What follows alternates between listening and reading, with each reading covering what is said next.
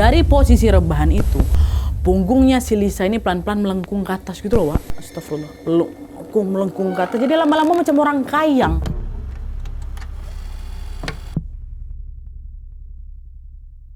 Hai, wassalamualaikum warahmatullahi wabarakatuh. Terima kasih sudah klik video ini.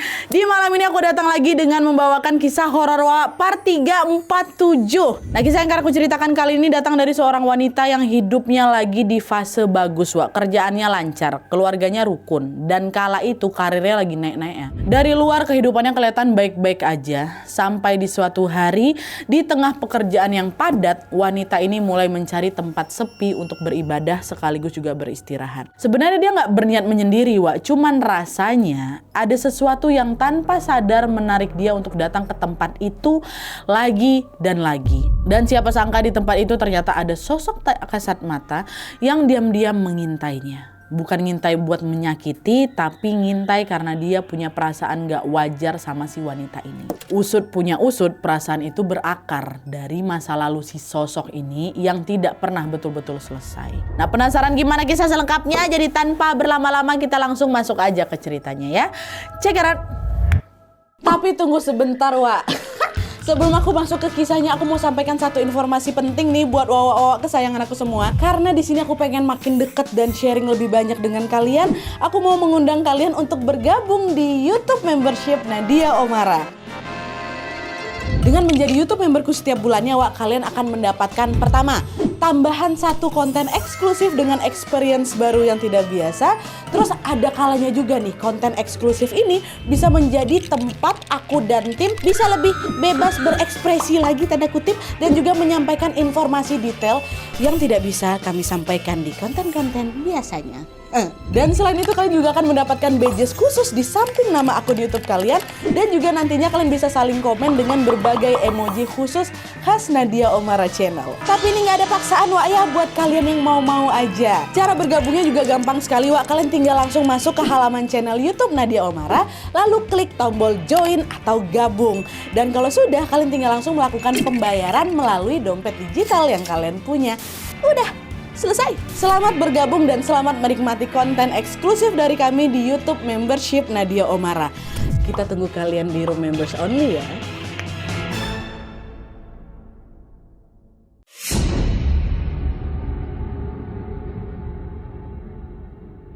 Oke, Wak, jadi kisah yang akan aku ceritakan ini dikirim sama Wak kita yang bernama Anis dari Jakarta. Halo Anis. Nah, jadi pengalaman horor ini menimpa tantenya Anis yang bernama Tante Lisa di tahun 2003 yang lalu, Wak. Dan sampai sekarang Nadia, kisah ini masih jadi pembicaraan yang sangat hangat di keluargaku. Tanpa mengurangi rasa hormat juga ya Anis, untuk memudahkan cerita, di sini aku langsung sebut tokohnya aja ya, Wak, ya. Nah, jadi tantenya Anis ini namanya Lisa. Lisa ini waktu itu bekerja sebagai SPG toko elektronik di sebuah mall yang ada di Jakarta, Wak. Selama bekerja, Lisa ini termasuk salah satu pegawai yang berprestasi. Hasil penjualannya sering tembus target, kinerjanya konsisten dan juga stabil, dan perusahaan otomatis juga makin menjadi untung lagi. Nah, karena prestasi itu, suatu hari atasannya Lisa ini memutuskan untuk memindahkan Lisa ke Bandung dan ngurus cabang store baru di salah satu mall yang ada di sana, supaya penjualan di Bandung juga ikut naik nih, kayak yang ada di Jakarta ya kan. Nah, karena ini permintaan atasan ya, Lisa otomatis nggak bisa nolak. Mau nggak mau dia harus pindah tuh ke Bandung. Nah, pas sudah di sana, hari-hari Lisa lumayan padat. Dia harus beradaptasi sama lingkungan baru, rekan kerja baru, dan juga mengurus pekerjaan yang targetnya jauh lebih berat lagi. Dan sebagai SPG yang dikirim langsung dari Jakarta, Lisa ini ternyata nggak cuma disuruh jualan aja, Wak. Dia juga diminta untuk ngejar target, ngawasin stok, dan juga membantu membetulkan atau ngebenerin pola penjualan yang ada di cabang Bandung ini. Nah, di tengah pekerjaan yang padat itu, jam istirahat menjadi sesuatu yang sangat-sangat penting untuk si Lisa, Wak. Tiap jam 12 siang, Lisa langsung buru-buru sholat di salah satu musola yang ada di dalam mall itu. Cuman masalahnya, Wak, musola itu selalu ramai juga di jam-jam sana. Lisa jadi harus ngantri tuh, padahal jam istirahat kan cuma 1 jam. Belum lagi makan siang, belum lagi yang lain sebagainya ya kan. Di sini Lisa pun mikir, ya aku cari musola lain aja lah yang nggak perlu ngantri kayak gini gitu. Nah, setelah nanya ke karyawan lama, Lisa tahu nih kalau ada musola lain yang lebih sepi dan gak perlu ngantri. Lokasi si musola ini ada di basement, Wak. Nah pas tahu musola itu, Lisa jadi sering lawak tuh sholat dekat basement ini. Awalnya supaya biar waktu istirahatnya nggak kebuang buat antri-antri aja Wak. Tapi lama-lama sholat di musola basement ini berubah jadi kebiasaannya si Lisa. Bahkan pada saat musola lantai atas lagi sepi pun, Lisa tetap milih sholat di bawah di musola basement itu. Dan sebenarnya musola tuh bukan tempat yang biasa didatangi sama orang juga Wak. Lokasinya ada di ujung, lantainya masih semen semuanya. Suasana juga sepi dan nggak jauh dari situ juga ada satu ruangan kosong yang kelihatannya terbengkalai. Jadi bukan kayak musola yang ada sejadahnya, ada toanya, enggak, jadi kayak tempat buat ada cuman space tempat aja bisa sholat, nah kayak gitu. Jadi dibilang kayak musola bawah sama si Lisanya. Anehnya, walaupun sesepi itu nggak ada orang sama sekali yang sholat di sana juga kan Wak ya. Justru di tempat itu Lisa malah ngerasa tenang. Karena itu kebiasaan Lisa sholat di sana pun terus berlanjutlah selama beberapa bulan ke depan. Dan tanpa Lisa sadari, perilaku itu pelan-pelan membuat sesuatu dalam hidupnya Lisa berubah. Jadi setelah bekerja kurang lebih 6 bulan di tempat baru ini Wak, Lisa juga punya kebiasaan baru. Dia yang biasanya makannya dikit tuh ya, tiba-tiba jadi doyan makan Wak. Dan setiap kali makan dia bisa ngabisin 2-3 piring. Pas sudah makan sebanyak itu pun, Lisa ini masih kelaparan dan seringnya nambah lagi gitu loh. Padahal sebelum-sebelumnya Wak ya, dia tuh makan sepiringnya jarang habis Wak. Ini bisa 2-3 kali. Jadi kayak rasa lapar itu gak pernah hilang gitu loh. Nah anehnya meskipun udah makan sebanyak itu, badan Lisa gak berubah-berubah Wak. Dia gak tambah berisi, dia nggak tambah berat badannya. Yang ada Lisa ini malah kelihatan makin kurus dari biasanya. Dan FYI Wak, Lisa ini memang dikenal cantik. Tante aku ini cantik kali nah dia. Badannya langsing, kulitnya putih, matanya sipit dan senyumnya pasti yakin aku laki-laki siapapun pasti terpesona. Tapi akhir-akhir itu muka Elisa jadi kelihatan suram Wak. Badannya yang kurus ini makin kurus kayak orang sakit. Nah di saat kondisi badannya udah mulai kelihatan berubah, kerjaannya si Lisa justru makin bagus. Penjualannya tinggi kali, bahkan jauh lebih bagus dibanding waktu kerja di Jakarta dulu. Makin bagus di Bandung. Dari situ Lisa jadi sering dapat penghargaan Wak dari kantornya, mulai dari hadiah, barang, uang sampai voucher nginap di hotel mewah pun didapat sama tante aku Nadia. Jadi di satu sisi Lisa ini ngerasa badannya ada yang berubah, tapi di sisi lain hidupnya itu berjalan normal gitu loh. Kerjanya lancar, hasilnya bagus dan nggak ada keluhan yang bikin dia ngerasa terganggu atau ngerasa dia khawatir gitu, nggak ada Wak. Sampai akhirnya pada suatu hari Lisa ini ambil cuti 2 hari untuk pulang ke Jakarta karena memang ada acara keluarga Wak. Niatnya cuma bentar aja sekali istirahat ya kan. Tapi justru disitulah untuk pertama kalinya perubahan dari dirinya Lisa ini disadari oleh orang lain. Waktu itu Arni nih kakaknya Lisa nanya, Lis, kamu kenapa kok makin kurus kayak gini kamu? Sakit kamu ya katanya. Enggak, nggak sakit, aku sehat-sehat aja kata itu. Nah di sini Lisa memang nggak ngerasa ada yang aneh Wak. Apalagi pekerjaan juga lagi bagus-bagusnya ya kan. Nggak ada, cuman yang lain semua di situ mama aku juga ada yang kurus kali waktu itu Lisa tuh. Nah 2 hari setelah acara itu Lisa baliklah ke Bandung lagi untuk kerja ya kan. Nah semua masih jalan seperti biasa Wak. Lisa tetap kerja, dia tetap sholat dekat musola basement itu dan dia tetap ngerasa kalau dia baik-baik saja. Cuman 2 bulan kemudian kabar buruk datang.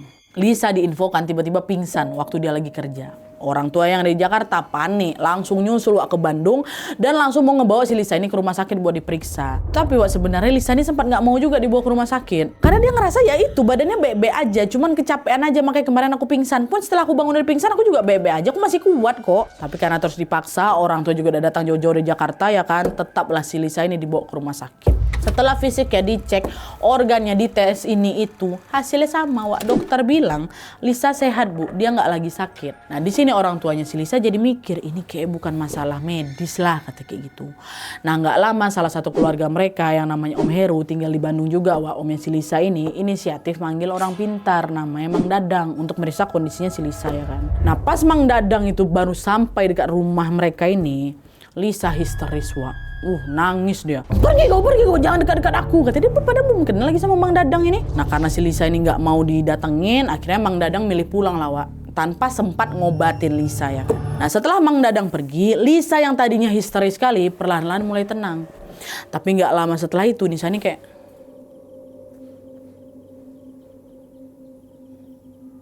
Dia kayak ngelamun kayak orang linglung gitu loh, Wak.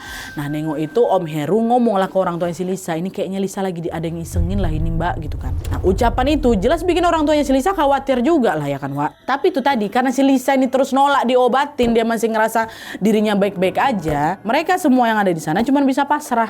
Mereka cuma sepakat untuk ya udah gantian aja kita ngejagain Lisa, jangan biarin dia sendirian gitu. Mulai neneknya Lisa, Om Heru tadi, kakaknya Lisa which is mamanya Wawa ini sering tuh ngumpul di rumahnya Lisa. Kakaknya Wawa juga kuliah di situ katanya. Mereka rela nungguin Lisa bersama-sama, Wak, sambil berharap kondisinya si Lisa itu membaik. Cuma Lisa aja yang ngerasa direbek-bek aja. Semua keluarganya di mata kepala mereka bisa nengok Lisa ini kurus, sekarang sering linglung apa segala macam.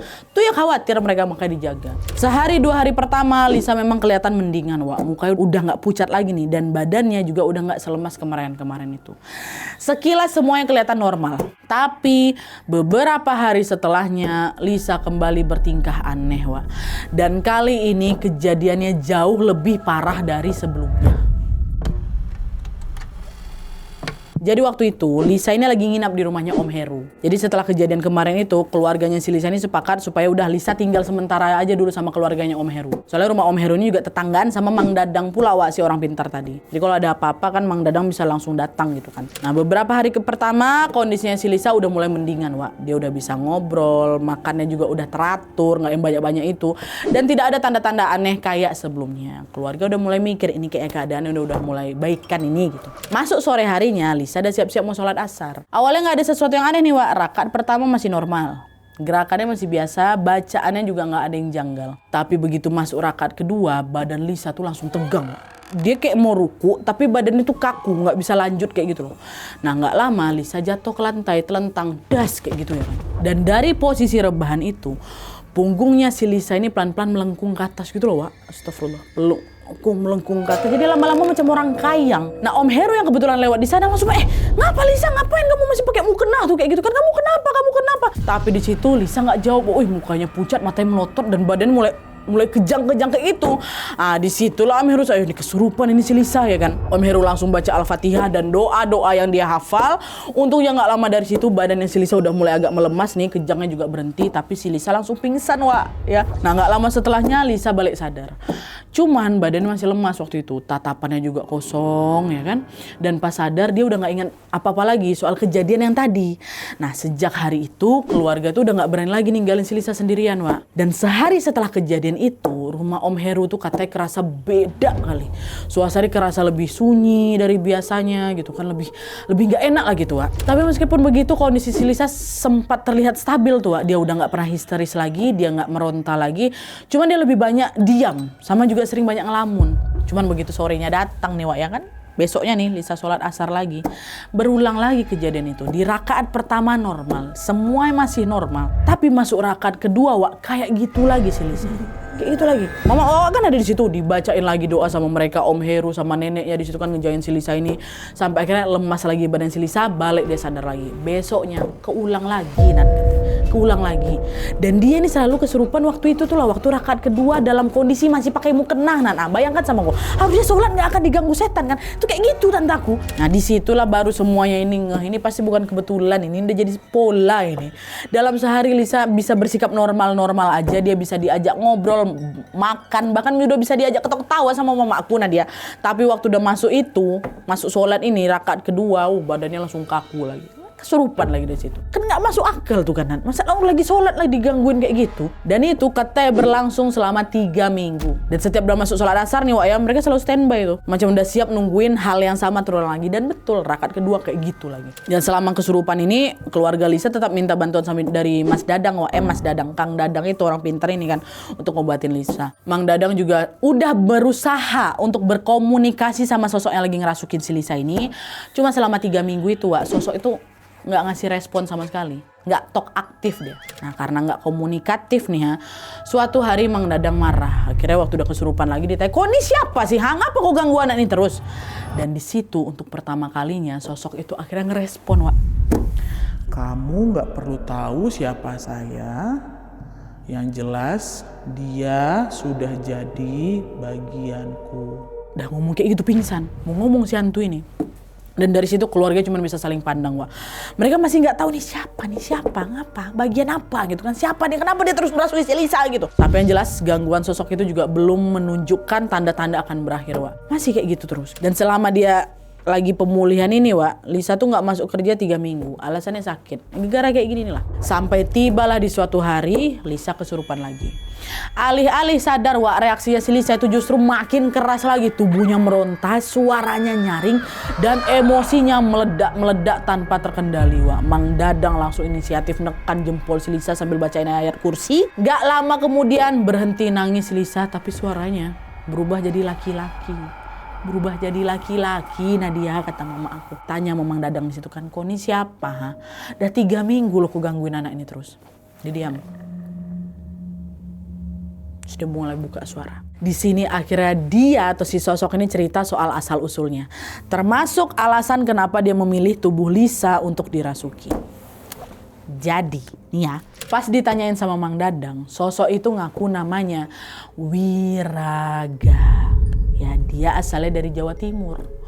Dulu katanya dia ini meninggal gara-gara kecelakaan, Wak. Ditabrak mobil waktu dia mau nemui pacarnya yang ada di Bandung. Ya, nah kecelakaan ini terjadi tahun katanya 1965 dan TKP-nya ada di area yang sekarang jadi bagian mall tempat Lisa kerja. Nah, karena waktu itu Wiraga ini nggak bawa identitas, mungkin juga di zaman itu identitas kayak KTP itu belum sepenting sekarang, Wak, ya. Alhasil, warga pun ngubur Wiraga di area yang nggak jauh juga dari lokasi dia ketabrak, Wak. Dan lokasi dia dimakamkan itulah yang sekarang jadi tempat si Lisa sering sholat. Di basement bawah itu. Nah, kata si Wiraga lagi, Wak, keluarganya nggak pernah tahu kalau dia meninggal. Dari situ nggak pernah ada doa yang sampai ke dia. Nah, jadi dia arwahnya pun nggak tenang, nggak pernah betul-betul tenang gitu loh, Wak. Tapi walaupun kayak gitu, Wiraga ini bukan tipe sosok yang suka ganggu manusia. Dia cuma ada di situ aja, nggak pernah ngeganggu nih, Wak. Selama dia setelah dia udah nggak ada lah gitu, nggak pernah ngeganggu. Sampai akhirnya di suatu hari Lisa kerja di mall itu. Dan mulai sering datang ke basement tua. Waktu nengok muka si Lisa, langsunglah si Wiraga ini jatuh hati. Karena menurut pengakuannya, muka sama perawakannya si Lisa ini mirip kali sama pacarnya dulu. Yang mau dia temuin sebelum kecelakaan tuh loh, itulah ingatan terakhir dia. Dari situlah sosok Wiraga ini jadi mulai sering ngikutin si Lisa. Ngikutin bentar. Pelan-pelan nempel ke badannya si Lisa. Waktu itu kondisinya si Lisa juga lagi lemah-lemah. Ya kan dia habis kerja, badannya capek, pikirannya juga udah mulai capek. Waktu lagi dari sana pikirannya lagi kosong. Makanya si sosok Wiraga ini gampang nempel ke si Lisa. Dan karena pengaruh Wiraga itulah, Wak, Lisa ini juga jadi makin selalu terdorong untuk pergi ke basement itu. Bahkan nih, Wak, ya, sosok Wiraga sendiri ngaku kalau Lisa ini makan banyak kali itu juga karena ulah dia. Dimana si Wiraga inilah yang memakan sari dari makanan yang dimakan sama si Lisa. Makanya Lisa badannya malah kurus ya kan, Wak, malah kurus. Meskipun makanannya lebih dari porsi normal gitu loh. Dan yang mengejutkannya lagi, Wak, sosok Wiraga ini punya panggilan khusus ke Lisa katanya. Apa panggilannya? Cantik. Itu kata Wiraga. Nah, setelah mendengar penjelasan dari Wiraga ini, Mang Dadang langsung nyuruh sosok itu keluar. Udahlah, keluarlah kamu. Jangan ganggu anak ini lagi. Tapi di situ Wiraga nggak mau diusir, Wak. Akhirnya setelah negosiasi nih, sosok itu mau keluar. Tapi ada syaratnya. Dia minta 1 ekor ayam bekaka, terus ada sebuah nampan yang berisi kembang 7 rupa, dan sebuah lampu untuk menerangi ruangan kosong tempat dia bersemayam. Dengar itu, kebetulan waktu itu memang si Lisa lagi didatengin sama manajernya, ngejenguk lagi, Wak. Namanya Pak Rusni ya kan. Nah, di situ Pak Rusni langsung nelpon Budi. Siapa Budi ini? Karyawan yang lagi ada di tempat kerja. Rusni ceritalah di situ kalau si Lisa ini sakit, terus gara-gara dia diganggu sama sosok penghuni mall gitu. Nah, supaya sosok itu keluar, kau tolong Budi siapin 3 benda tadi tuh ya, ayam bekaka, kembang 7 rupa, sama lampu. Kau siapin sekarang ya, kata si Pak Rusni. Waktu itu juga langsung, Wak. Nah, si Budi langsung nurut. Oh siap Pak, baik, akan saya siapkan secepatnya gitu. Nah, selagi nunggu permintaan sosok Wiraga itu disiapkan di mall ini, Wak, Mang Dadang berusaha menahan ini supaya si Wiraga tuh nggak macam-macam, karena dia masih ngerasukin si Lisa, Wak. Betulan ditunggu sama dia, nggak keluar dia doh. Nah, ditunggu sampai 1 jam berlalu, nggak ada kabar dari orang kantor. Itu benda-benda tuh udah ditaruh apa belum gitu, udah siap apa belum gitu kan. Ditelepon lagi sama Pak Rusni, woi Bud, udah belum kata gitu. Pak udah saya siapkan katanya. Akhirnya Pak Rusni nginfo lah ke Pak Dadang, Pak udah nih Pak, semua udah disiapkan katanya. Nah, akhirnya Mang Dadang nerusin nih omongan ke si Wiraga tadi dia bilang, apa yang kamu minta sudah kami siapkan. Sekarang waktunya kamu keluar dari tubuh anak ini. Nah dijawab sama Wiraga. Baik, saya pamit ya. Katanya. Saya minta maaf sudah mengganggu Cantik. Saya janji tidak akan ganggu dia lagi. Gak lama sosok itu pergi, Wak. Dan Lisa balik sadar lagi. Nah, Lisa kayak, hah gitu. Gak sampai 5 menit, kerasukan lagi si Lisa. Dan kali ini Wiraga tadi marah-marah. Kalian bohong! Bohong! Yang aku minta belum ada. Berani kalian nipu aku. Itu marah dia, Wak. Panik lah. Hah? Belum, kata gitu. Pak Rusdi nelfon lagi si Budi ya kan. Tadi kan Budi yang nyiapin. Oi Bud, apa kau nih? Udah betul kau siapin apa belum? Bohong kau yang itu. Barulah di situ si Budi bilang, Pak memang udah siap Pak, udah. Tapi belum saya taruh di ruangan yang Bapak bilang. Ini kami lagi buru-buru juga ke sana. Saya pikir cuma buat disiapin aja. alah, udah sekarang cepat taruh. Belum ditaruh rupanya sama si Budi, Wak. Baru disiapkan aja. Barulah setelah itu Budi langsung berlari itu sama beberapa orang lain ya kan menuju ke ruangan yang dimaksud. Ditaruhlah di situ permintaan si Wiraga tuh, Wak. Pas udah selesai baru Budi, Pak udah Pak, betul udah saya itu udah saya taruh. Akhirnya Pak Rusni pun nyamperin kabar itu ke Mang Dadang. Barulah Mang Dadang bilang lah ke sosok Wiraga. Belum ada ya, kata si Wiraga mungkin kayak gitu kan. Udah ya, apa yang kau minta sekarang udah ada. Kami nggak bohong. Udah ada, pergilah kau cek sana. Waktu dengar itu, Wiraga malah ketawa, Wak. Alih-alih dia keluar dari tubuhnya si Lisa. Aduh, di sini merinding. Sosok itu malah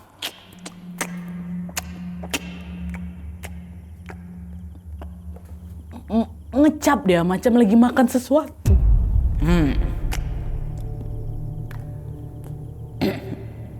Gitu.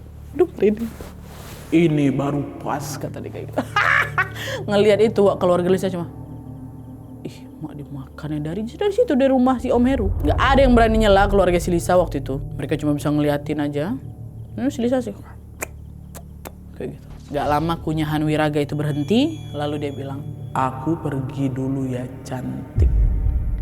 Jaga dia baik-baik dan tolong kirimkan aku doa supaya aku tenang, katanya. Udah habis ngomong kayak gitu, betul, Wak, pergi. Sosok ini, tubuh Lisa langsung terkulai lemas dan secara perlahan Lisa mulai sadar lagi. Setelah Lisa sadar, Mang Dadang pesan, belum selesai, Wak. Hati-hati ya Heru, ngomong ke omnya si Lisa kan. Ini meskipun Lisa kelihatan udah baik, sosok itu biasanya pasti bakal balik lagi. Nanti nih tengah malam kalau kamu dengar ada yang ngetok-ngetok pintu, jangan dibuka. Ini kalau sampai kalian buka, dia bakal muncul dengan wujud yang jauh lebih seram dan gangguannya juga bakal jauh lebih parah daripada ini. Om Heru sama yang lain yang ada di situ ngangguk, ngingat pesan yang si Kang Mamang ini kuat kan. Oh iya Mang, ya makasih banyak atas bantuannya, kata Om Heru. Nah setelah Mang Dadang itu pergi, Om Heru yang memang masih penasaran nanya juga lah ke Lisa, kamu tuh kerasukan kayak gitu tuh kamu apa rasanya gimana? Kamu ingat nggak gitu kan? Si Lisa jawab, aku nggak ngerasa apa-apa sih Om. Tapi ya Om ya, hampir setiap malam aku tuh selalu mimpi hal yang sama. Mimpi apa kau? Aku selalu diajak jalan sama laki-laki asing Om. Mukanya manis, dia pakai baju putih. Terus dia kelihatan macam peduli gitu sama, macam sayang gitu dari tatapannya nengok aku gitu kan. Waktu itu lah langsung merinding si Om ini karena deskripsi yang disampaikan sama si Lisa ini sama persis kayak sosok Wiraga yang pernah dijelasin sama Mang Dadang. Cuman di sini Mang Dadang nggak pernah ngejelasin, Wak, kenapa Lisa selalu kesurupan waktu lagi sholat asar ke rumah itu dan tepatnya juga di rakaat kedua. Dan perlu digarisbawahi di sini, Wak, ya, ini bukan berarti sholatnya yang bikin si Lisa ini kerasukan, bukan. Justru sebaliknya, sholat itu sendiri adalah ibadah dan juga perlindungan. Keluarganya Lisa juga nganggap kayak gitu, nggak mungkin sholat itu malah bikin orang kerasukan gitu kan. Tapi karena memang nggak ada penjelasannya, keluarganya Lisa ini menduga kalau mungkin karena waktu asar ini adalah di saat momen sama tenaga Lisa ini mulai agak turun ya kan, dari pagi sampai siang kan dia masih bisa beraktivitas normal nih, Wak. Tapi menjelang sore kan badannya capek, pikirannya kosong kayak kan. Nah karena kondisi itulah Lisa ini jadi lebih gampang ngedrop. Dan waktu dia lagi ngedrop ini sosok Wiraga bisa menguasai tubuhnya si Lisa gitu ya. Nah singkatnya setelah sosok Wiraga ini berhasil diusir, suasana rumah mulai tenang. Ini masih di malam itu, Wak, ya. Lisa udah kelihatan lebih mendingan, tapi keluarga juga masih belum berani ninggalin si Lisa. Mereka khawatir bakal ada gangguan lanjutan gitu. Ya, rupanya betul, Wak. Malamnya nih sekitar jam 12 malam, tiba-tiba ada yang ngetok pintu. Suaranya pelan kali Wak, kayak lagi nunggu jawaban gitu. Nah dengar itu keluarga yang ada di situ langsung diam, nggak ada yang berani nyaut tuh Nan. Sesuai pesan Mamang Dadang tadi, jangan bukain pintu karena bisa jadi itu sosok Wiraga yang pengen balik lagi ke raganya si Lisa. Telah ada yang ketok pintu. Mereka pun nunggu beberapa menit sampai akhirnya suara itu betul-betul menghilang Wak. Heningnya situasi itu menjadi tanda kalau sosok Wiraga sudah pergi meninggalkan rumah Om Heru dan mungkin tidak akan kembali lagi. Mungkin. Setelah kejadian ketok pintu malam itu Wak, kondisi Lisa perlahan membaik. Gak lama setelahnya juga dia memutuskan untuk resign, berhenti kerja dan dia fokus memulihkan kondisinya. Waktu pun berlalu sampailah pada suatu hari Lisa menjalin hubungan sama seorang laki-laki yang bernama Aris. Ya, di awal masa pacaran hubungan mereka masih baik-baik aja. Tapi beberapa bulan kemudian Lisa balik lagi bertingkah aneh Wak. Dimana hampir setiap maghrib Lisa ini sering tiba-tiba jalan kaki ke tempat sepi tanpa dia sadari. Jadi macam ada yang ngarahin dia ke suatu tempat gitu.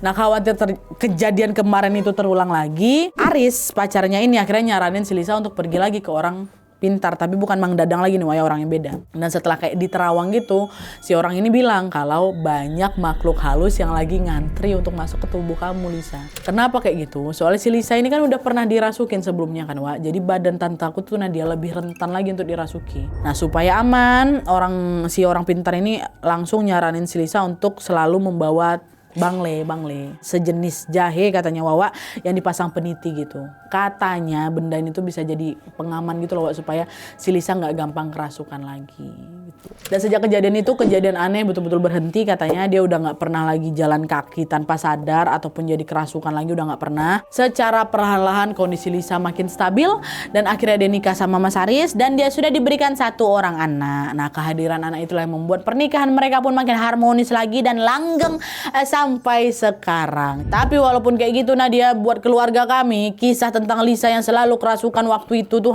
sampai sosok yang memanggil dia si cantik ini akan selalu jadi cerita yang nggak akan pernah kami lupakan sampai kapanpun di keluarga kami ini. Gitu kata si Wawa. Oke, jadi itu tadi kisah tentang Tante Lisa. Seseorang yang awalnya cuma pindah kerja untuk ngejar karir aja, Wak, tapi tanpa dia sadari justru harus berhadapan sama gangguan yang pelan-pelan menguras badan dan juga jiwanya. Terlepas benar atau tidaknya sosok yang mengaku bernama Wiraga itu, Wak, ya, cuman yang jelas dari kisah ini kita bisa melihat betapa besarnya peran keluarganya Lisa, ya kan? Mereka nggak ninggalin Lisa, mereka nggak nyerah, mereka tetap ada di sampingnya si Lisa juga dalam kondisi Lisa yang lagi lemah sekalipun. Kisah inilah juga menjadi pengingat kita bahwa gangguan bisa datang justru saat tubuh lagi capek-capeknya dan juga pikiran lagi kosong. Di fase kayak gitu, Wak, yang paling penting itu apa? Jaga diri, jaga pikiran, doa, itu aja. Semoga Allah selalu menjauhkan kita dari segala macam gangguan makhluk tak kasat mata, Wak, ya. Amin ya robbal alamin. Oke, Wak, jadi sekian dulu videonya. Kalau misalnya kalian juga pengen berbagi kisah horor kalian, boleh langsung kirim aja ke email kisahhoror@gmail.com, Wak, ya. Sekian dulu videonya. Terima kasih banyak yang sudah menonton. Kalau kalian suka video ini, klik like-nya. Jangan lupa komen di bawah untuk tidak dan saran-saran untuk selanjutnya. Jangan lupa nyalain notifikasinya supaya kalian tahu kalau aku upload video baru. And as always, jangan lupa untuk klik tombol subscribe supaya kalian sama-sama tahu informasi menarik dan menegangkan dari channel aku. See you next video, Wak. Bye.